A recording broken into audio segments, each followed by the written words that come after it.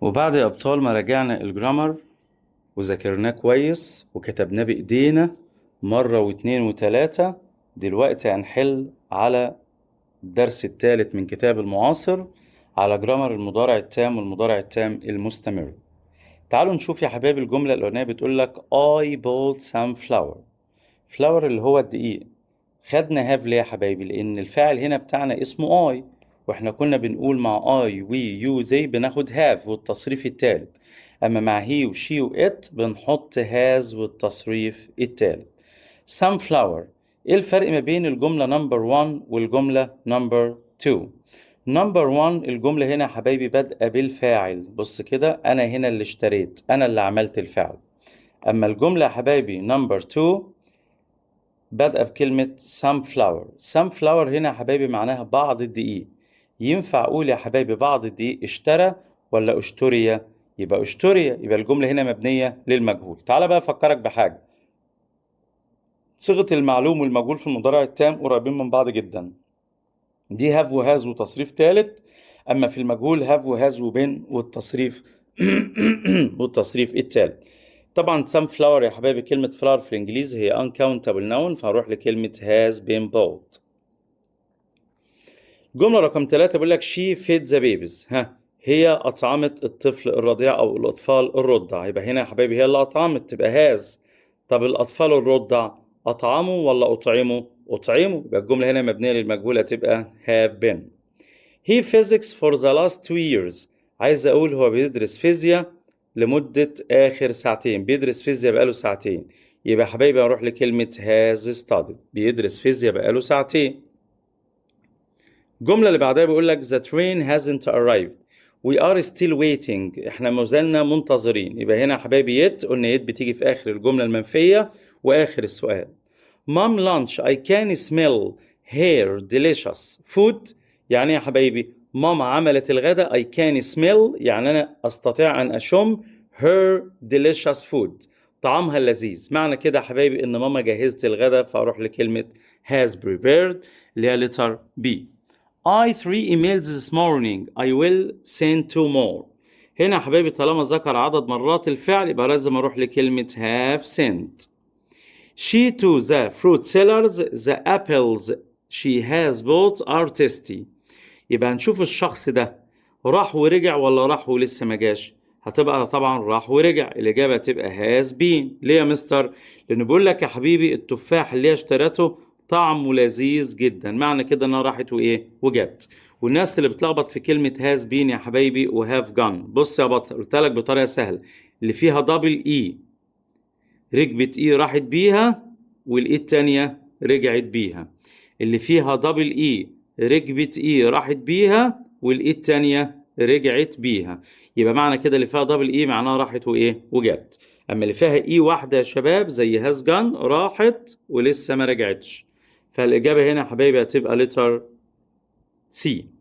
I squash I don't even know its rules. أنا حتى ما أعرفش القواعد والقوانين بتاعته. طبعا يا حبايبي أروح للتر A، لأن من ضمن استخدامات المضارع التام بيعبر عن حدث ما حصلش خالص حتى وقت الكلام. فهنا I have never played squash معناه أنا عمري ما لعبت سكواش قبل كده أو حتى الآن يعني. نيجي لتست 2. قال لك he has arrived home let's him relax، سيبه يرتاح لمدة دقايق before you talk to him. يبقى يا حبايبي هو لسه واصل حالا. المضارع التام يا حبايبي بيعبر عن حدث لسه فريش، حاجة لسه حاصلة من ايه، من ثواني او من دقايق. I have met some old friends. انا قابلت بعض الاصدقاء القدامى. طبعا recently هي lately يا حبايبي، فالاجابة هتبقى letter D. I haven't heard from her. أنا ما سمعتش عنها، والإجابة هنا في كلمة ages يا شباب. هتبقى for ages، لفترة طويلة، لفترة طويلة. I haven't heard from her last April، دي من الكلمات الدالة على since يا حبايبي، هتبقى since last April، منذ شهر إيه؟ إبريل. خد بالك إن since بيجي وراها حاجة محددة، for بيجي وراها اسم جمع، دايما هتلاقي فيه اس معظم الأوقات طبعا يعني. I have watched football matches as long as I can remember. هتبقى for يا حبايبي، for معناها لفترة طويلة، for as long I can remember معناها لفترة طويلة. I have watched football matches my childhood. هنروح لكلمة since اللي هي مستر since، لأن since يا حبايبي بيجي وراها 4 حاجات. since بيجي وراها ماضي بسيط، since بيجي وراها اسم، since بيجي وراها بداية، since بيجي وراها الفعل ing لو ما فيش وراها فاعل. We haven't met، احنا لم نتقابل since we ate to our new villa. انا لسه قايل لك ان since بيجي وراها ماضي بسيط، تبقى الاجابه letter A هتبقى moved. When have you waited for her؟ هتبقى since when. since when دي يا حبايبي بتساوي كلمه اسمها for how long. خد بالك ان ممكن يغفلك ويبدا السؤال ب how long ويحط for في اخر الايه السؤال، فخد بالك عندك كلمه since when for how long بتساوي how long ago، بس how long ago ماضي بسيط، اما since when و for how long دي مضارع تام عايز وراها have و has وتصريف ثالث. انا كده حليت الجمله رقم 9. طبعا يا حبيبي هتبقى for how long، وممكن اقولها how long have you waited for her for، برضو ممكن احط for في اخر الجمله عادي. جمله رقم 10 يا حبيبي هتبقى how long ago. ليه يا مستر ago؟ بص يا بطل، عشان عندك كلمه did، يبقى did دي ماضي بسيط، فالكلمات تدل على الماضي البسيط هتبقى كلمه ago. تعال الميني تيست 3 كده ونشوف. بقول لك she has never traveled abroad، عمرها ما سافرت خارج البلاد before now. طبعا يا حبايبي before لما بتيجي في آخر الجملة المنفية بتعبر عن شيء يحدث للمرة الأولى. معنى كده إن البنوتة دي it's the first time she has ever traveled abroad، دي أول مرة ليها على الإطلاق تسافر خارج البلاد. يبقى before يا حبايبي لما بتيجي في آخر الجملة المنفية بتعبر عن حدث يحدث للمرة الأولى. This is the first film I. خد بالك طالما عندك كلمة first يا بطل، كلمة first the first دايما هتلاقي الإجابة بتاعتنا هي كلمة إيه؟ هي كلمة ever. It's the first time ever على طول بتعبر عن شيء يحدث للمرة الإيه؟ الأولى، بتساوي كلمة never لما يجي معاها before في آخر الجملة، الاتنين بيدوني نفس الإيه؟ نفس المعنى. This is the first time for me. المرة دي يا حبايبي ما جاش ورا كلمة first time فاعل زي الجملة اللي فوق، ده جاي وراه فور ومفعول. اوعى تروح لمضارع تام، امال اروح لايه يا مستر؟ اروح لتو والمصدر، واظن احنا قلناها طبعا. أميرة is students I have ever seen. بص يا حبيب قلبه مفتاح الحل في كلمة ever. ever علاقتها ايه بالصفات؟ ever بتيجي مع صفات الدرجة الثالثة اللي هي درجة التفضيل، اللي هي عبارة عن ذا وصفة وest مع الصفات القصيرة، وذا most أو ذا least مع الصفات الطويلة. I have never seen مفتاح الحل فين يا شباب؟ في كلمة never. never علاقتها ايه بالصفات؟ never بتيجي مع صفات الدرجة الأولى والدرجة الثانية، فالإجابة هتبقى letter A و letter B. I have never seen a clever student. أنا عمري ما شفت طالب شاطر زي أو مثل يعني يا حبايبي هتبقى like. She me at 5. هي اتصلت بيا الساعة 5، تبقى she راحت فين الإجابة يا شباب؟ الإجابة letter C last called. طب ليه يا مستر ما قلتش has just called؟ بص يا بطل، at 5 دي من الكلمات الدالة على الماضي البسيط اللي هو التصريف الثاني من الفعل. The last time she called me. آخر مرة اتصلت بيا، برضو كلمة the last time دي يا حبايبي من الكلمات الدالة على الماضي البسيط، يبقى لازم أروح لكلمة was at 5. ماشي يا حبايبي؟ طب ليه يا مستر ما خدناش was in؟ لأن الساعة في الإنجليزي بتاخد حرف الجر at. She hasn't called me I returned home. إيه يا شباب اللي كان بيجي قبلها مضارع تام وبعديها ماضي بسيط؟ كلنا حافظينها، قبليها مضارع تام بعديها ماضي بسيط، مفيش غيرها، هي كلمة since. She last called me. بص يا بطل، أول ما تشوف كلمة last معاها تصريف تاني يبقى الناحية التانية برضو تصريف تاني، يبقى دي قاعدة إيه يا شباب؟ دي قاعدة when. الإجابة تبقى letter A. She to work here 2 months ago. كلمة ago يا شباب من الكلمات الدالة على زمن الماضي البسيط، فحضرتك لازم تروح لكلمة started. الإجابة letter C. It's a week. أول ما تشوف it's ومدة زمنية أو it has been ومدة زمنية وأنت مغمض يا بطل اجري على كلمة since. تعال يا بطل نحل حل مجمع كده على زمن المضارع التام ونشوف. الجملة اللي معانا الأولى بتقول إيه يا شباب؟ قال لك she to the market. عايزين نشوف يا حبايبي هي راحت وجت ولا راحت ولسه هناك. باقي الجملة بيقول لك she will be here soon. هتبقى هنا قريب أو في أسرع وقت. معنى كده إن اللي راحت دي لسه ما يا شباب لسه ما جاتش، يبقى أروح لكلمة has gone to، لأن قلنا اللي فيها إي واحدة راحت وما جاتش، اللي فيها دبل إي ركبت إي راحت بيها والإي التانية رجعت بيها. She any meetings أي اجتماعات since she came here. مفتاح الحل يا شباب في كلمة since جاي بعديها ماضي بسيط، يبقى بيجي قبلها مضارع إيه يا شباب؟ مضارع تام، تبقى الإجابة she hasn't attended، الإجابة letter D. in the last 2 hours، ما تنساش in the last 2 hours و for the last 2 hours من الكلمات تدل على المضارع التام، هتبقى I have revised، الإجابة letter B. so far، كلمة so far يا شباب من الكلمات تدل على المضارع التام، فاروح لكلمة many schools هتبقى have been built، بس ده مضارع تام مبني للمجهول، وكنا بنقول المبني للمجهول بيبدأ بالمفعول ونحط verb to be والتصريف الثالث، فهنا حطيت كلمة been اللي هي verb to be زائد التصريف الثالث اللي هي built. Oh my mobile what can I do؟ هنا يا حبايبي المضارع التام سميناه زمن لسه، لأنه بيعبر عن حاجة حصلت في الماضي بس الأثر والنتيجة ما زالوا موجودين في الحاضر. فهنا بقول لك أنا كسرت تليفوني وأنا هعمل إيه بقى دلوقتي؟ يبقى هو كسره في الماضي بس الأثر والنتيجة ما زالوا موجودين في الحاضر، عشان كده كنا بنسمي المضارع التام زمن إيه يا شباب؟ زمن لسه. He to the bank to draw some money، راح البنك عشان يسحب فلوس. He will be back، بص مفتاح الحل فين؟ بإنه هيرجع في خلال نصف ساعة، يبقى راح ولسه ما جاش، يبقى has gone to. راحت فين يا شباب؟ أنا مش شايف.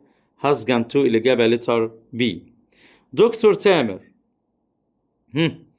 for patients so far this morning، قابل 4 من المرضى منذ الصباح يا حبايبي حتى الآن. قابل يا حبايبي أروح لكلمة has seen، شافهم خلاص.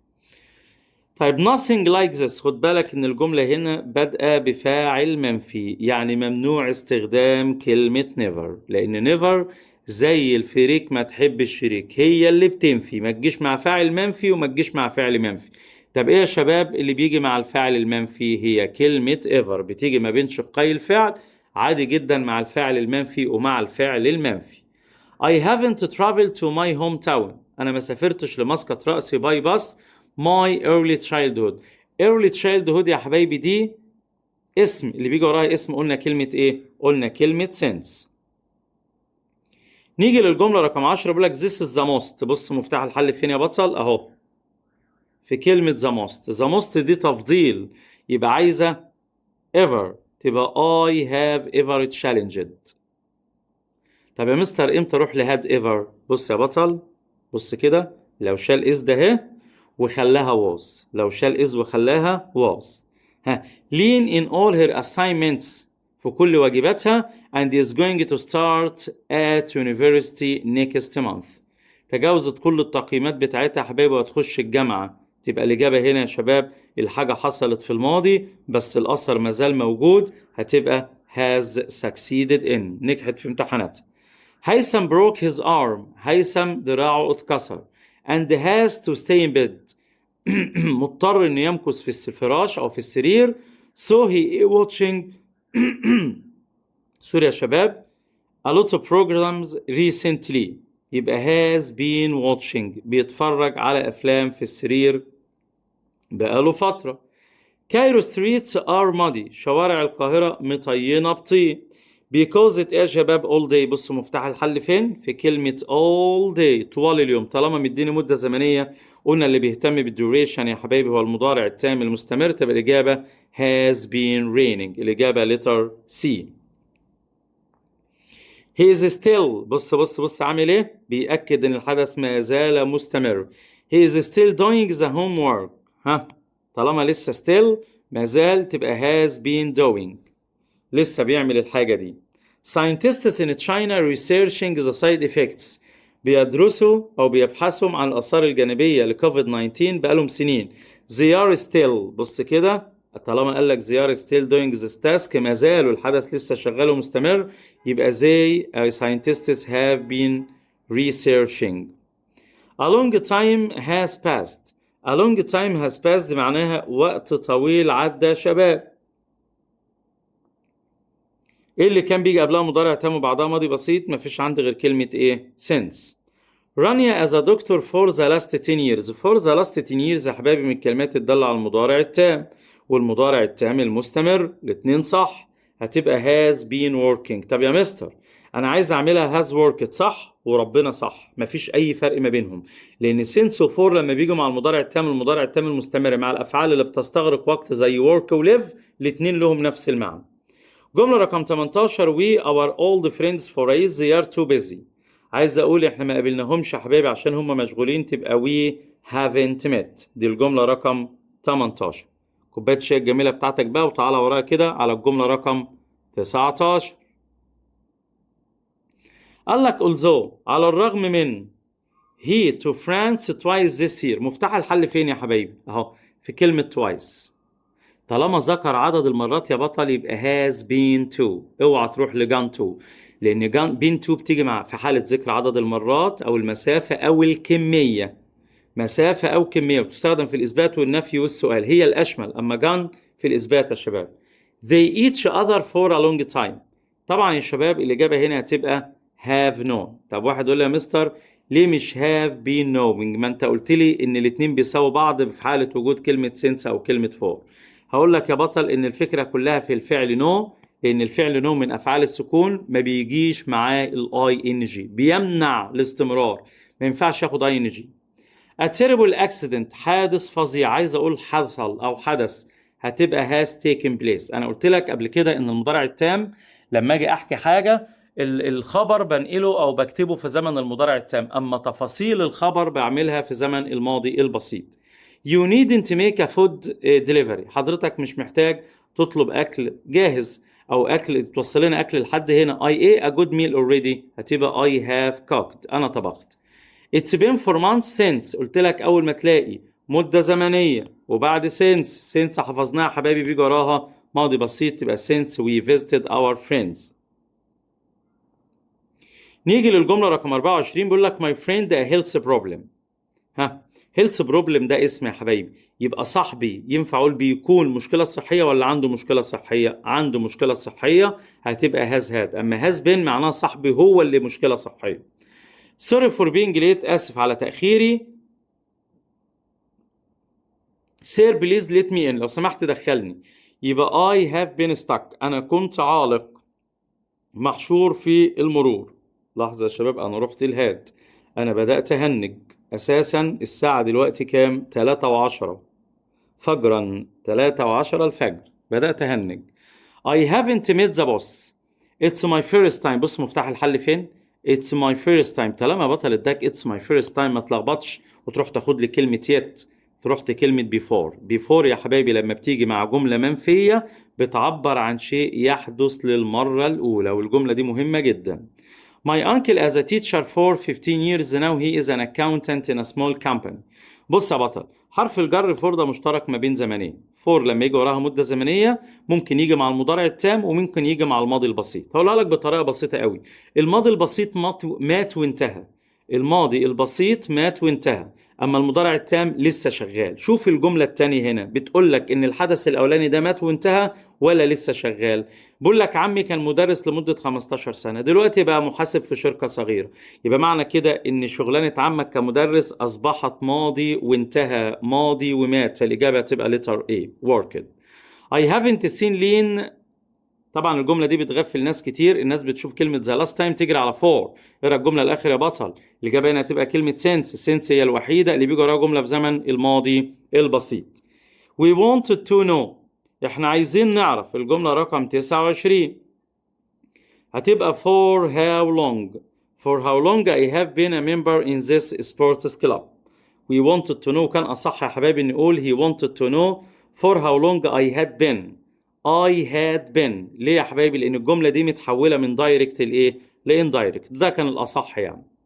My car down so I have to call a machine. عايز أقول عربيتي عطلت تبقى has broken. طب واحد يقول لي ليه يا مستر مش has been breaking؟ لأن يا حبايبي المضارع التام المستمر محتاج أحداث طويلة بتستغرق وقت، أما المضارع التام البسيط حدث قصير مفاجئ. has broken العربية بتتعطل مرة واحدة يا شباب. لحظة كده وأنت ماشي. جملة رقم 31 بيقول لك I the kitchen all morning. بص مفتاح الحل فين؟ في كلمة all morning، وكمان is still dirty. all morning يا شباب هتبقى الإجابة I have been cleaning. لسه بنظف لحد دلوقتي. What your mother for her birthday tomorrow. ها، اشتريت ايه لعيد ميلاد مامتك بكرة؟ هتبقى what have you bought. what have you bought الإجابة letter B. طب ليه ما قلتش أي حاجة تانية؟ لأن هنا يا حبايبي بيسألوا على الحاجة وهو واقف قدامه، أنت اشتريت إيه لماما؟ زمن مضارع تام. I started my job I haven't met important people from. الإجابة يا حبايبي هتبقى since. ليه؟ since بيجي بعدها ماضي بسيط والناحية التانية مضارع تام. The committee members أعضاء اللجنة disagreement اختلاف أعضاء اللجنة caused a serious problem. عايز أقول سبب مشكلة خطيرة. هتبقى يا شباب الإجابة has caused a serious problem. تسبب في مشكلة خطيرة.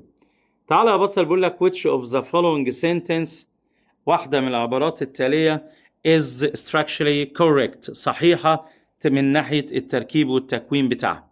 الجملة الأولانية بتقول لك I haven't seen him for the last time. الغلطة فين؟ الغلطة في كلمة for the last time we met، لأن for يا حبايبي ما ينفعش يجي وراها جملة غير جملة as long as I can remember. الجملة دي كانت تبقى صحيحة لو شلت for وحطيتها since. تعال نشوف اللي بعدها. الجملة اللي بعدها بيقول لك يا بطل I haven't seen him since the last time. هو عمل كده الصح يا شباب، يبقى الإجابة letter B.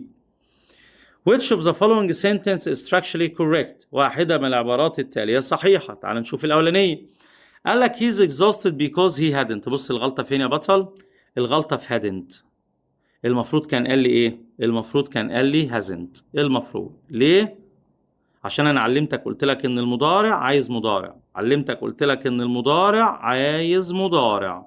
فكان المفروض يا حبايبي طالما عندي is أخلي دي hadn't، أو أشيل is وأخليها was. بقت الجملة برضو صحيحة.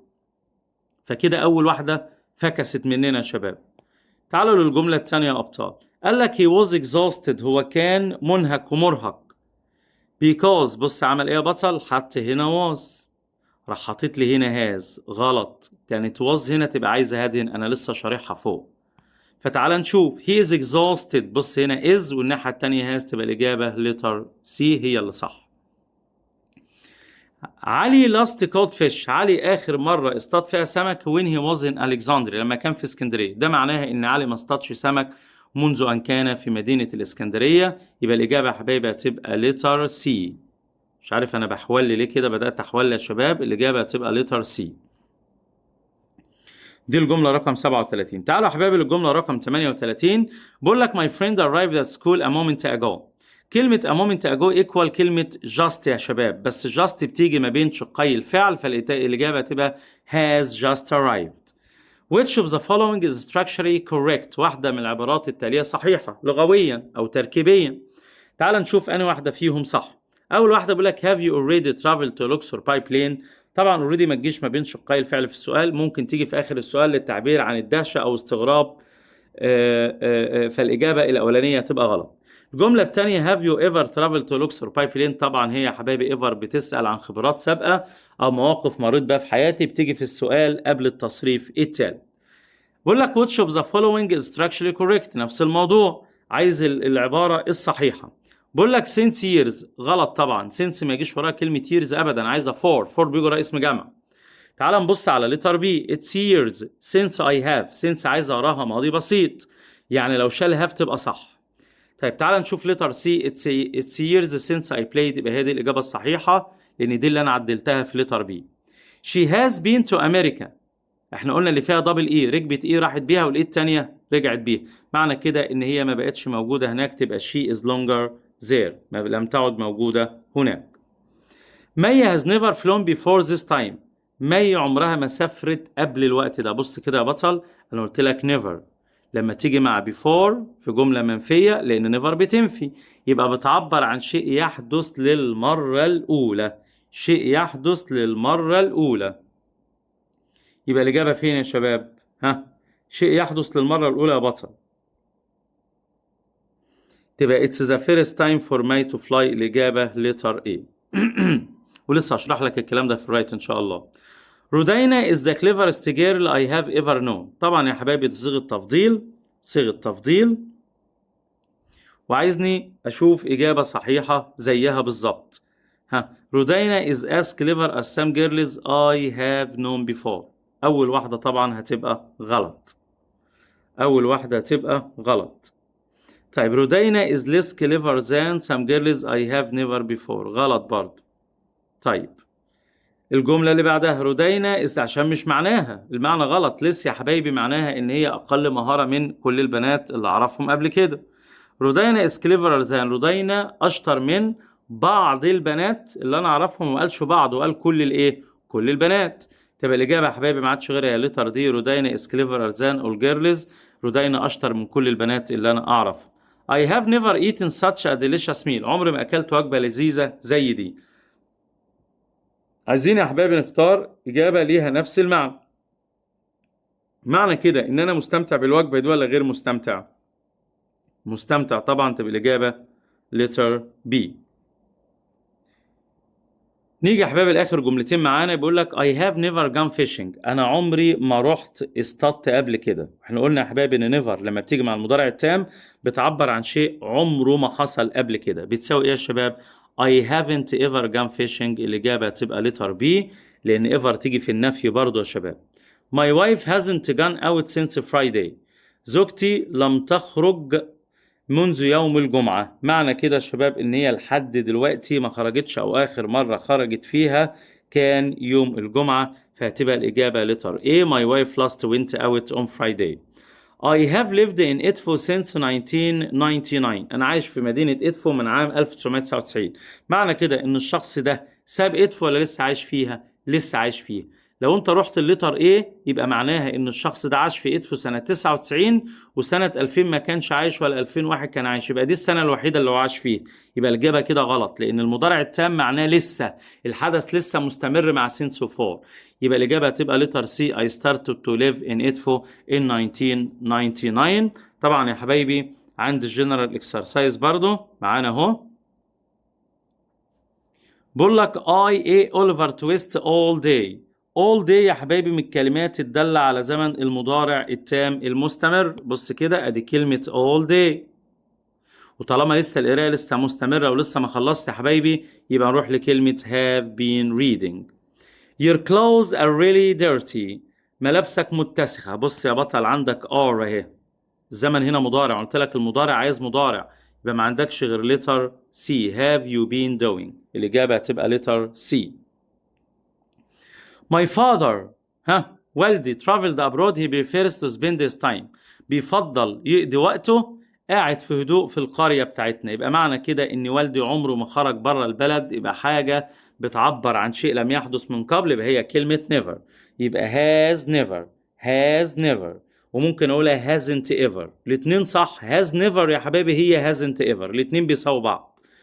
I miss Lean. انا وحشاني لين so much. I for edges. تبقى I haven't seen her. ما شفتهاش يا حبايبي بقالي فترة طويلة، فالإجابة هتبقى letter D. طب ليه يا مستر ما خدتش letter C؟ لأن الفعل C من أفعال الحواس يا حبايبي ما بياخدش ING، ما يجيش في صيغة الاستمرار. Since the beginning of Russian-Ukrainian war. منذ بداية حرب روسيا أوكرانيا أو أوكرانيا حرب روسيا الأوكرانية. The world economy. الاقتصاد العالمي. ماله بقى الاقتصاد العالمي؟ أكيد تأثر بشدة. تأثر يعني يا حبايبي هنا مش تأثر، هو تأثر. يبقى معنى كده ان الجملة مبنية المجهولة تبقى has been greatly affected. Doing your homework assignment. your home assignment yet. انت لسه ما عملتش تقييمات او الواجب بتاعك المنزلي لسه لحد دلوقتي. هتبقى have you finished. وطبعا حطينا doing عشان finished من الافعال اللي بيجي وراها ال ing. جملة رقم 7 يا ابطال بتقول they the road to our street recently. هم بيرصفوا الطريق لشارعنا مؤخرا. بيرصفوا لسه بيرصفهم تبقى have been paving. بيرصف أو بيمهد. He hasn't been able to play tennis. He sprained his ankle. جاله التواء في الكاحل بتاعه يا شباب. اللي بيجي قبلها مضارع تام وبعدها ماضي بسيط. سامعك يا بطل بتقول لي يا مستر كلمة sense. جملة رقم 9 بتقول لك you can't meet رقية. مش تعرف تقابل رقية. ليه؟ لأنها راحت معرض الكتاب. راحت ولسه ما جاتش تبقى has gone to. They in بنها since 2005 they are still living there. عايشين في بيها هناك. يبقى الإجابة يا حبايبي ولسه عايشين هناك كمان هتبقى have been living. وأنا بقول لك يا بطل إن كلمة have lived برضو صحيح. والله العظيم صحيح. لأن since مع المضارع التام والمضارع التام المستمر مع أفعال زي live work بتديني نفس المعنى. طب هو حجة الكتاب إنه جايبها لي كده يا حبايبي والله ما ينفع يجي في الامتحان يجيبها لك كده. حجته إنه مأكد لك على المدة الزمنية ويقول لك they are still living there. طب ما هو برضه have lived معناها إن الحدث ما زال مستمر مع since و for. ماشي يا أبطال؟ My sister at university for 3 years. أختي في الجامعة بقالها 3 سنين تبقى has been. نجيب محفوظ بوكس. كتب نجيب محفوظ دي جملة ثانوية عامة يا شباب من المنهج القديم. عايز أقول ترجمت تبقى have been translated into many languages. هو حد يقول لي have translated. الكتب لم تترجم، الكتب ترجمت. دكتور بركات is funny he has always. عندي has يبقى محتاج تصريف ثالث تبقى come. بيجي العادة بتاعته بالسكوتر بتاعه. دكتور بركات is funny he always هتبقى هنا يا حبايبي comes. الإجابة هتبقى letter D. هنا دخلنا في زمن المضارع البسيط ودانا في حتة تانية خالص. The forest fires حرائق الغابات for 3 weeks now. We need a lot of rain to put them out. نحن بحاجة لأمطار عشان نطفيها. تبقى the forest fire have been burning. مشتعلة لأن الفايرز هنا جمع يا حبايبي فمحتاجة have. هستبعد أي حاجة فيها has. The forest fires برضو for 3 weeks now there are no trees. دلوقتي ما بقاش في أشجار. معنى كده يا حبايبي إنه مهتم بالنتيجة مش مهتم بالديوريشن يا شباب. تبقى have burned. الأشجار هنا كلها احترقت يا شباب وبيقول لك ما عادش في أشجار خالص. She's 3 letters this morning. She has written. الأبوستروفي اس دي اختصار لهاز. طب ليه ما رحتش لبين رايتنج؟ لأن احنا اتفقنا يا شباب قلنا لو ذكر عدد مرات الفعل أو مسافة أو كمية ما اروحش للمضارع التام المستمر، أروح للمضارع التام البسيط لأن دي من موانع استخدام المضارع التام المستمر. They are angry. They for us for ages. هم غضبانين عشان مستنيين بقالهم فترة. يبقى they have been waiting. الحدث ما زال مستمر. طيب they were angry. المرة دي بص عمل ايه؟ مكان they are فوق قال لك are تحت قال لك were. يبقى يا حبايبي الماضي عايز ماضي والمضارع عايز مضارع تبقى had been waiting. شفت مفتاح الحل فين؟ He was in hospital because. هو كان في المستشفى because. عشان ايه يا شباب؟ بص كده مفتاح الحل فين؟ was. تبقى had an accident. عمل حادثة وأصيب في ايه؟ في حادث. طب لو شال was وخلاها is تبقى has had يا حبايبي letter ايه؟ الماضي عايز ماضي والمضارع عايز مضارع. بص كده الجملة اللي بعدها هي اللي انا لسه كنت بشرح. هنا is. يبقى الإجابة يا حبايبي هتبقى has had. I this page 4 times. طالما ذكر عدد مرات الفعل اوعى تروح لصيغة الاستمرار. امال اروح ليه يا مستر؟ هتروح لصيغة البسيط تبقى I have read. الإجابة تبقى letter D. جملة رقم 23 يا بطل بيقول لك I am dead tired. أنا ميت من التعب مرهق. I have 14 hours now. تبقى I have been working. شغال بقالي 10 ساعات حتى الآن والحدث ما زال مستمر. مأكد لك على المدة الزمنية اهو. يعني بيهتم بالديوريشن هو المضارع التام المستمر. الجملة اللي بعدها احنا شرحنا بقى الماضي عايز ماضي يبقى عندي was ماضي يبقى اروح لكلمة had been working. بقول لك Lynn is still working. she hasn't finished doing the task yet. ما زالت بتعمل معناها لسه ما خلصتش. She a complete cleaning of the house. Everything is glowing. كل حاجة بتلمع. يبقى معنى كده ان الحدث تم وما زال له اثر يا حبايبي. تبقى she has done. Hergada before. اللي بيسأل عن خبرات سابقة يا حبايبي have you ever visited او have you visited. الإجابة هتبقى letter B. You the whole it looks lovely. تبقى you have decorated. ليه يا مستر رحنا المضارع التام؟ لأن في الجملة التانية في مضارع قال لك it looks lovely. القاعة هنا يا حبايبي شكلها جميل. يبقى الحدث تم بس الأثر والنتيجة ما زالوا موجودين فين؟ في الحاضر. I the movie you recommended. الفيلم اللي انت رشحته. I am still watching it. لسه بتفرج عليه. تبقى have been watching. الإجابة تبقى letter C. He 3 glasses of tea. هنا ذكر عدد مرات الفعل. يبقى اوعى تروح للاستمرار. شرب 3 كوبايات من الشاي. يبقى روح للمضارع التام البسيط. تبقى has drunk. لأن من موانع استخدام المضارع التام المستمر لو ذكر عدد مرات الفعل أو المسافة أو الكمية أو فعل من أفعال السكون ما ياخدش ING. I reading the book you give me so we can go out now. هنا بيقول له نقدر نخرج. معنى كده ان الشخص ده انتهى من الايه؟ من القراءة. هتبقى الإجابة have finished. جملة رقم 32 يا أبطال بيقول لك I my friend Tony since we were in Liverpool.